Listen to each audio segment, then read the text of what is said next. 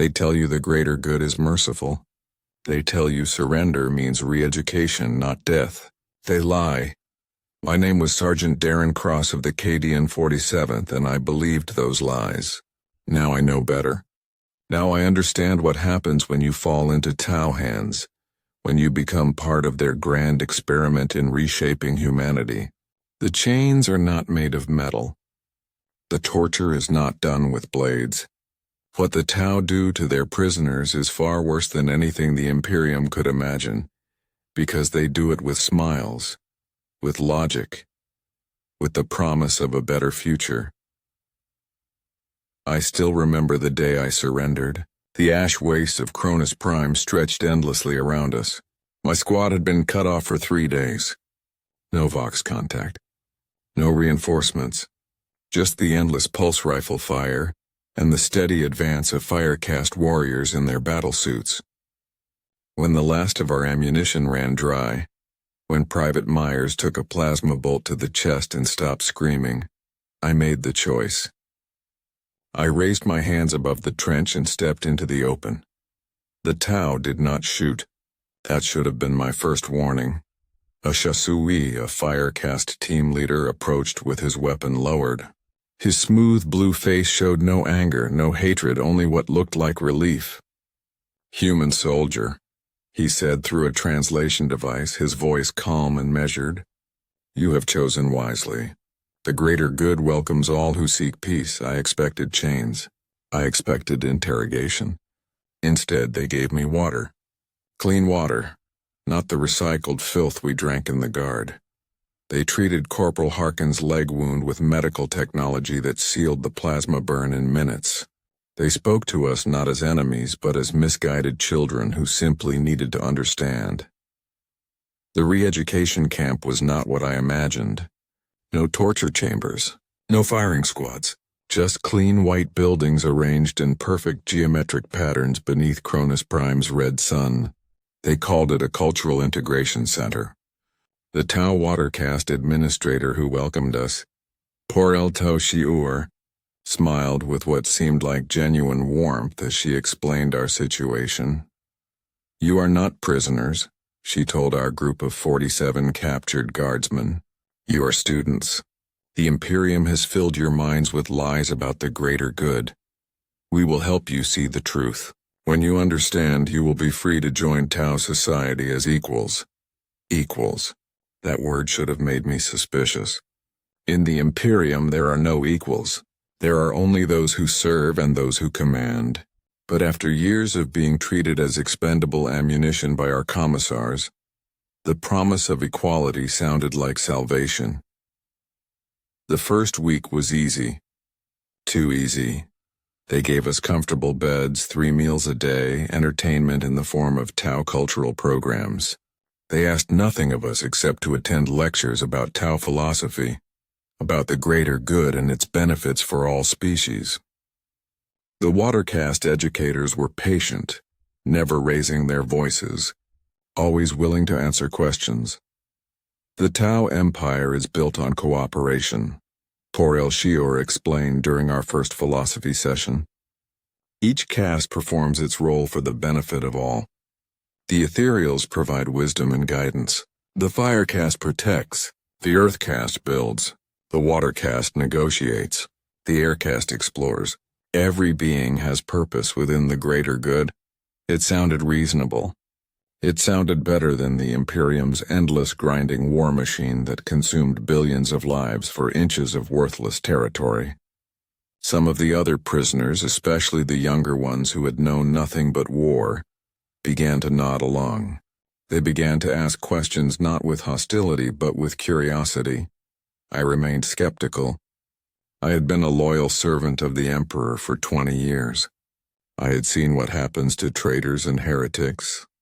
I knew that accepting alien philosophy was damnation, but I also knew that showing open resistance would likely mean execution. So I played along. I listened, I nodded. I kept my thoughts carefully hidden. The second week things changed. Subtly at first. They began separating us during the lectures, small groups instead of the full 47. They said it was for better learning, more personalized instruction. What they did not say was that it prevented us from reinforcing each other's loyalty to the Imperium. My group consisted of 5 men, myself, Corporal Harkin, Private Devos, Private Chen, and Trooper Malik. Porel Shiur focused our sessions on the Imperium's failures, not through propaganda or lies but through simple facts that we could not deny. Your Emperor, she said gently, has sat upon the golden throne for 10,000 years, neither living nor dead. He cannot speak. He cannot act, yet trillions worship him as a god while their worlds burn. Is this logical? Is this the behavior of a benevolent ruler? Private Chen, barely 19 years old, shifted uncomfortably. The Emperor protects, he mumbled, the catechism we had all been taught since birth. Does he? Porel Shiur asked softly. You were on Cronus Prime for 6 months. How many of your regiments survived? How many of the Cadian 47th returned home? Silence, we all knew the answer. Of the 4,000 men who had deployed to Cronus Prime, fewer than 300 survived the campaign. The Emperor had not protected them.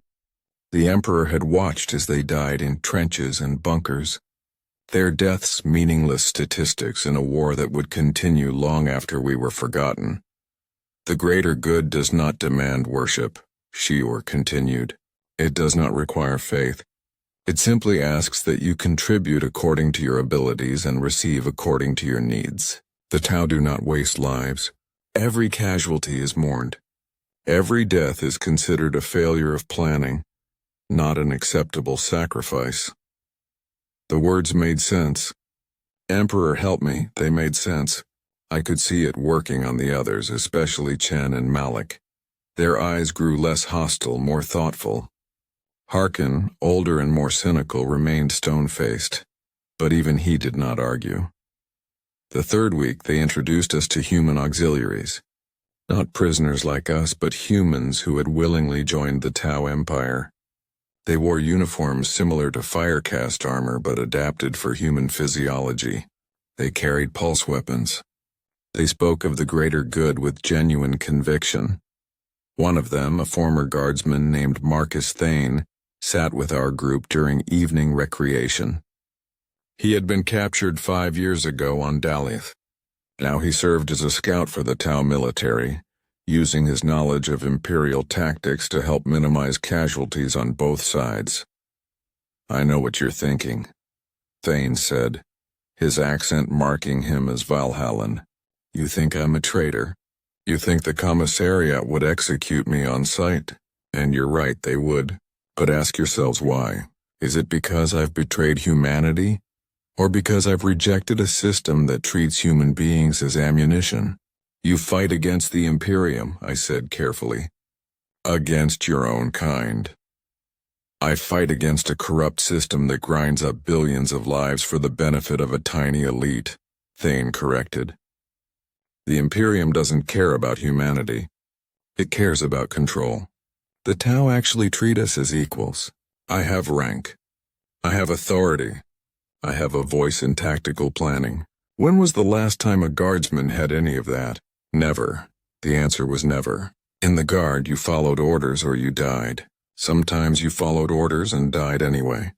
The commissars made sure of that. Over the following weeks, our re-education intensified. They showed us footage of Imperial worlds, not propaganda, but actual picked captures from their reconnaissance drones. Hive cities where billions lived in squalor, breathing toxic air and eating corpse starch. Agri-worlds where populations were worked to death to feed distant armies. Forge worlds where children as young as 8 were cybernetically augmented and enslaved to machines. This is the Imperium you serve, Porel Shiur said sadly. Not the shining civilization your commissars describe, but a rotting corpse sustained only by the suffering of its people. The greater good offers something better. Not perfection but progress. Not worship but purpose. Private Devos broke first. During a group session in the 4th week, he stood and addressed Porel Shiur directly. I want to join, he said, his voice shaking. I want to serve the greater good. I don't want to go back to the Imperium. I don't want to die for nothing. Shior smiled, that same warm smile that made her alien features seem almost human. The greater good welcomes you, Devos. You will find purpose here. You will find meaning. They took Devos away that day. We did not see him again for a week. When he returned, he was changed. Not physically, at least not in any way I could immediately identify. But his eyes were different, clearer, more certain. He spoke of the greater good with the same fervor he had once reserved for the Emperor. They didn't hurt me, he assured us during a brief moment of privacy in the dormitory. They just helped me see. The Tau aren't monsters. They're not demons. They're just trying to survive in a galaxy that wants them dead, just like us. Why should we fight each other when we could cooperate? I wanted to argue with him. I wanted to grab him and shake him and remind him of his oaths to the Emperor. But I could not find the words. Everything he said was true. The Imperium was a nightmare. The Tau offered something better. Why should I reject that? Why should I remain loyal to a system that had treated me as less than human for 20 years? That night I lay in my bed and stared at the ceiling. The doubts that had been growing since my capture crystallized into a terrible realization. I was being corrupted, not through torture or drugs, but through simple logic and kindness. The Tau were breaking me down not with pain but with comfort, not with threats but with promises. And it was working. The 5th week brought visitors. Ethereals, the Tau's mysterious ruling caste. Poor Elshior's demeanor changed when they arrived. Becoming more formal, more deferential, she introduced us to Anil Tawakaya Vedenta, an ethereal whose presence filled the room with an almost physical weight. He was smaller than I expected, barely taller than a human child. His skin was a paler blue than the fire-caste warriors, marked with intricate scarification that seemed to pulse with subtle light. But it was his eyes that captured attention, deep, ancient, knowing. When Anilakaya Vedenta spoke, I felt something shift in my mind. His voice was soft, measured, but it seemed to resonate directly with my thoughts. Human soldiers, he said in perfect Gothic, requiring no translation device. You have been shown the truth of your Imperium. You have been offered a place within the greater good. The choice is yours. But understand that it is a choice that will define the rest of your lives. Private Chen stood immediately. I choose the greater good, he said, his voice filled with certainty that had not been there before. Trooper Malik followed. I choose the greater good. One by one, the others in our group stood. Private Devos who had already converted. Corporal Harkin, the cynical veteran who I thought would never break. They all chose the greater good. They all abandoned the Emperor. I remained seated, not out of loyalty, not anymore, but out of fear. Fear of what I was becoming. Fear of how easily my faith had crumbled. Fear of the presence that seemed to radiate from Anilakaya Vedenta, touching my mind in ways that felt fundamentally wrong. The ethereal turned his attention to me. Sergeant Cross, you resist still. Why? Because this is wrong, I managed to say, though the words felt heavy on my tongue. This is corruption. This is heresy. Heresy against what? Akaya Vedenta asked gently. Against an emperor who has not spoken in 10 millennia? Against an Imperium that treats you as expendable? Against a faith that demands your death without offering meaning? He stepped closer, his eyes holding mine. You already know the truth, Sergeant. Your resistance is not faith, it is fear. Fear of admitting that everything you believed was a lie. His words cut through my defenses like a power sword through flesh. He was right. Emperor, help me, he was right. I had stopped believing in the Imperium weeks ago. I was clinging to dead faith out of habit, out of fear of what accepting the truth would mean. I started, then stopped. What could I say? What arguments remained? The greater good does not demand your worship. Akaya Vedanta continued. It does not require you to abandon your humanity. It simply asks that you recognize reality and act according to logic and compassion rather than blind obedience. Is that truly so heretical? I felt something break inside me. 20 years of conditioning, of faith, of loyalty, crumbling away like sand. No, I whispered. No, it's not heretical. It's right. The ethereal smiled, and in that smile I saw not triumph but genuine warmth. Welcome to the greater good, Sergeant Cross. Your service begins now. They took me away that day, just as they had taken Devos. But unlike Devos, I knew what was coming. Deeper re-education, neural conditioning. The process that would transform me from a captured guardsman into a willing auxiliary of the Tau Empire. The facility was underground, deep beneath the Cultural Integration Center. White walls, humming machinery, Tau Earthcast technicians monitoring equipment I could not begin to understand. They strapped me to a chair, gentle but firm.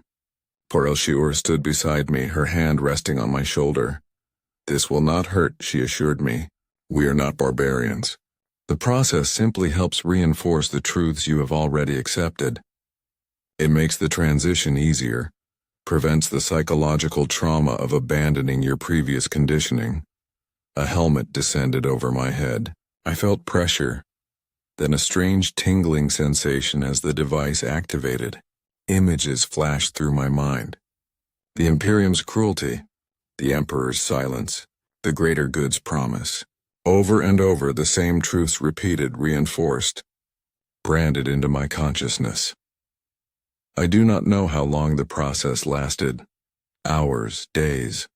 Time lost meaning in that white room with the humming machines and the flashing images.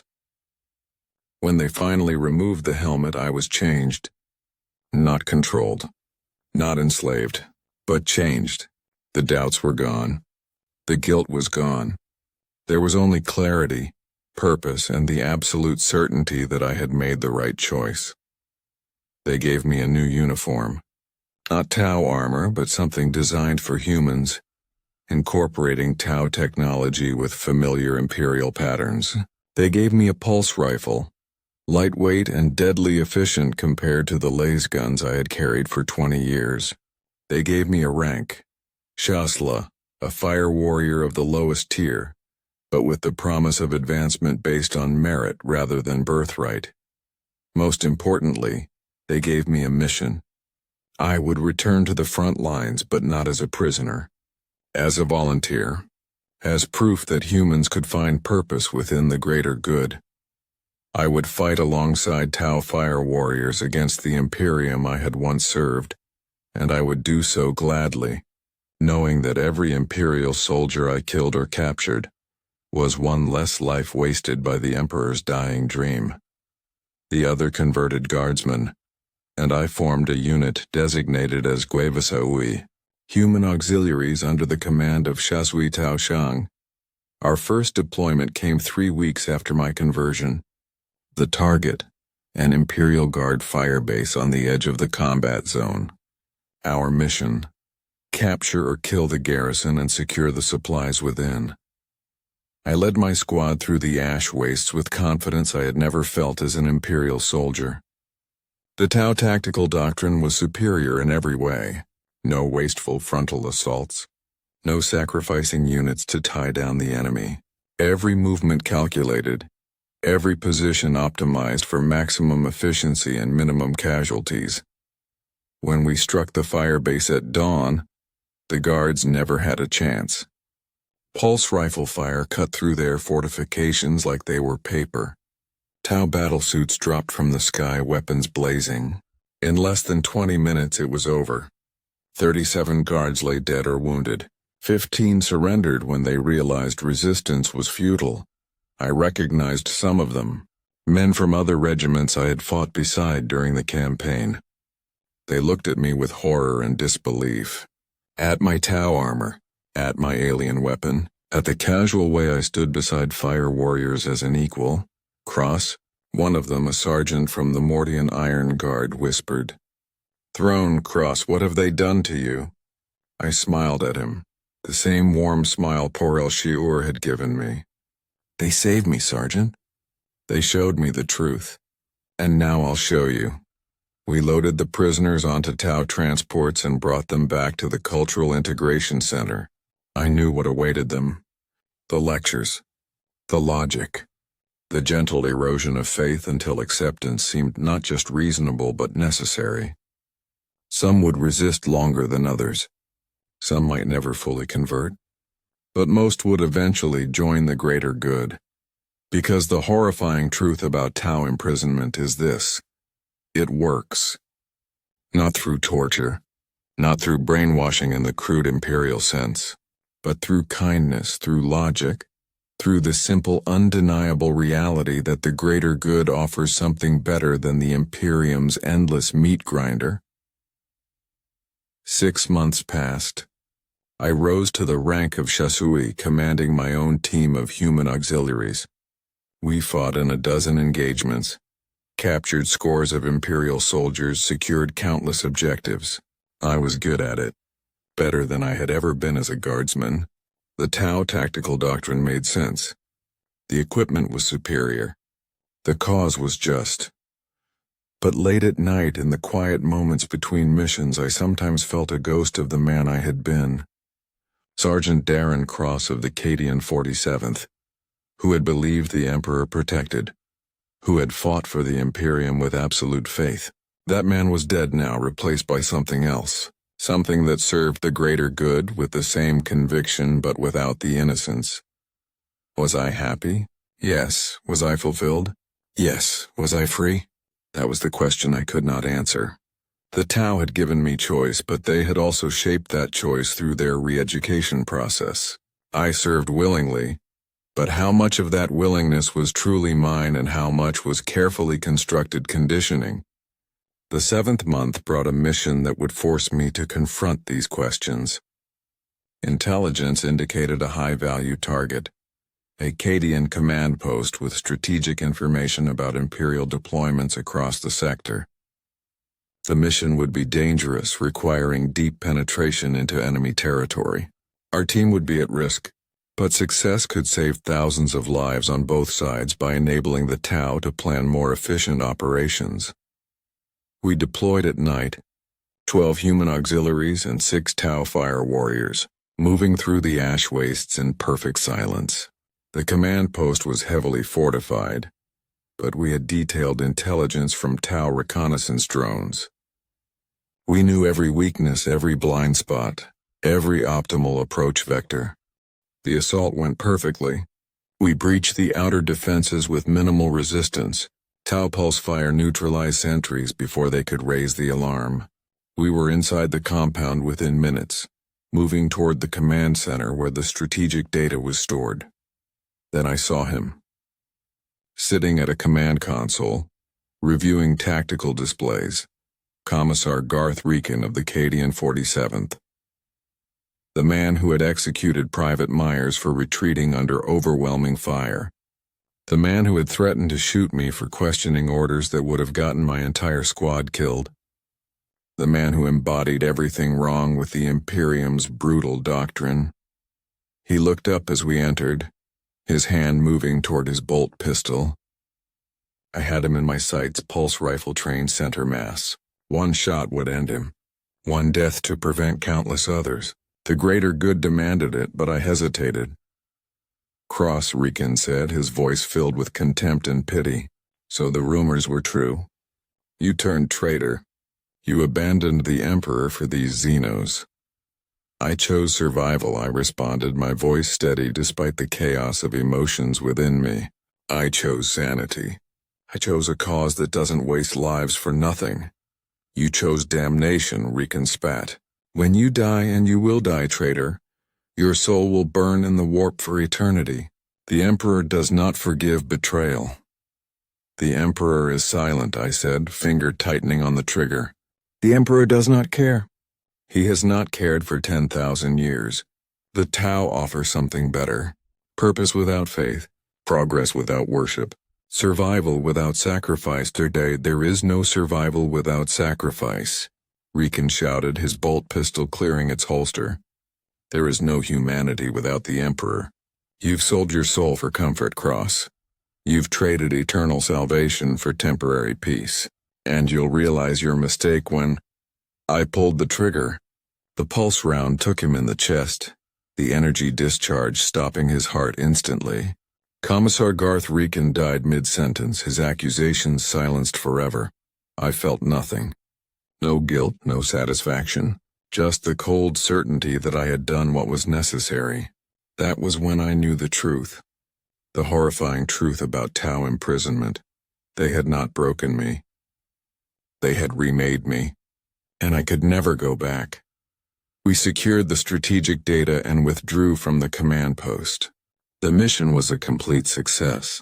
Sha Sui Tao Shang commended our performance. I was recommended for further advancement within the auxiliary forces. Everything had gone according to plan. But that night, alone in my quarters, I stared at my hands. Hands that had killed a man I once would have considered my superior officer. Hands that had pulled the trigger without hesitation, without mercy, without doubt. Were these still my hands? Was this still me? The door chimed. Porel Shiur entered, her expression concerned. Sha Sui Cross. The after-action report indicated hesitation during the engagement. Are you experiencing psychological distress? No, I lied. Then more honestly, maybe. I don't know. She sat beside me, her alien features soft with what seemed like genuine compassion. Doubt is natural, Darren.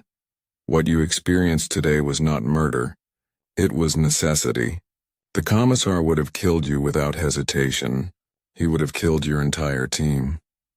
You made the logical choice. I know, I said. That's what scares me. It was easy, too easy. I killed a man I knew, a man who was my superior for years, and I felt nothing. What does that make me? It makes you a soldier of the greater good, Shiur replied. Freed from the psychological chains the Imperium used to control you. Guilt is a weapon, Darren. The Imperium teaches you to feel guilty for survival, for logical decisions, for prioritizing efficiency over blind loyalty. We have removed that weapon. You are better for it, was I? I could not answer that question. The re-education had changed me in ways I was only beginning to understand. It had not turned me into a mindless drone. I could still think. Still question. Still feel. But the nature of those thoughts, those questions, those feelings had been fundamentally altered. I served the greater good willingly, genuinely believing in its principles. But I also knew that willingness had been carefully cultivated, shaped, reinforced through weeks of subtle conditioning. Was that freedom or just a more sophisticated form of control? You're overthinking, Shiur said gently. The Imperium conditions its soldiers to doubt themselves, to question their worth, to accept suffering as necessary. We condition our soldiers differently, to trust themselves, to recognize their value, to reject unnecessary suffering. Both are forms of conditioning, Darren, but one leads to misery and the other to fulfillment. You have chosen fulfillment. Do not let the ghosts of imperial indoctrination steal that from you. She was right. Of course she was right. The Tau were always right. That was part of what made them so effective. Their logic was unassailable. Their arguments were sound. Their methods worked, and that was the most horrifying thing of all. A year passed. Then 2. I continued to serve, continued to rise through the auxiliary ranks, continued to believe in the greater good with absolute conviction. I led missions deep into Imperial territory. I captured hundreds of guards. I watched as they underwent the same transformation I had experienced, emerging as willing servants of the Tau Empire. The Cronus campaign ended in Tau victory. The Imperial forces withdrew, unable to sustain their position against the combined might of fire caste warriors and human auxiliaries who knew every Imperial tactic. Every weakness, every psychological pressure point.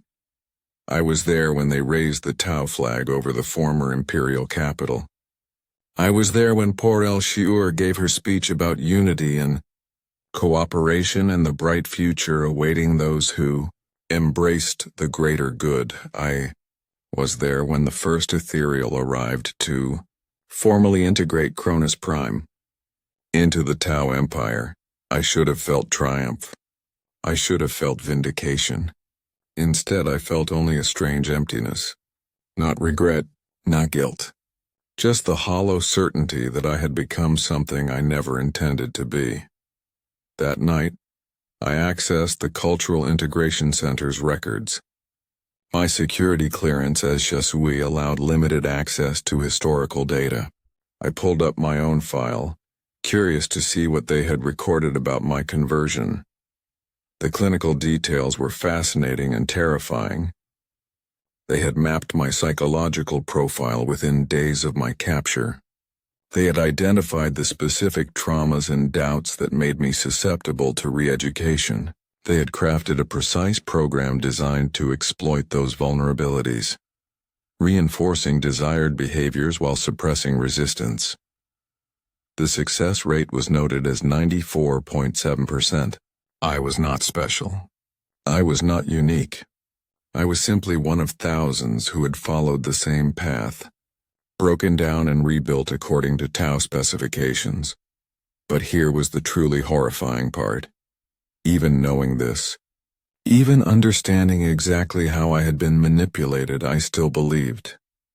The re-education had worked so thoroughly that awareness of the process did not diminish its effects.